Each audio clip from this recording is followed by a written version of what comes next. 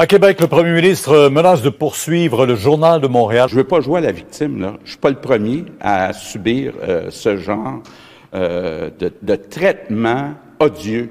On peut-tu avoir un petit peu de vie privée? Je suis pas le premier. Mais à un moment donné, il va falloir que ça arrête. Il va falloir que ça arrête puis qu'on ait une réflexion au Québec. On peut-tu avoir un petit peu de vie privée? On peut pas, de façon gratuite, faire le lien entre un montant qui a été donné par le gouvernement puis le fait que ça soit un ami. Je veux dire, la personne qui écrit ça ou la personne qui a laissé passer ça dans le journal sait très bien ce qu'elle faisait.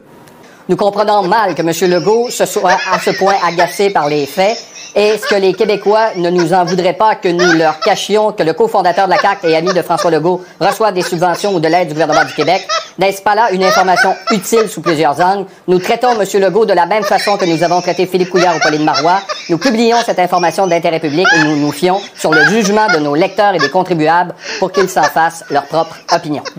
On peut-tu avoir un petit peu de vie privée? On peut-tu avoir un petit peu de vie privée? On peut-tu avoir un petit peu de vie privée? On peut-tu avoir un petit peu de vie privée?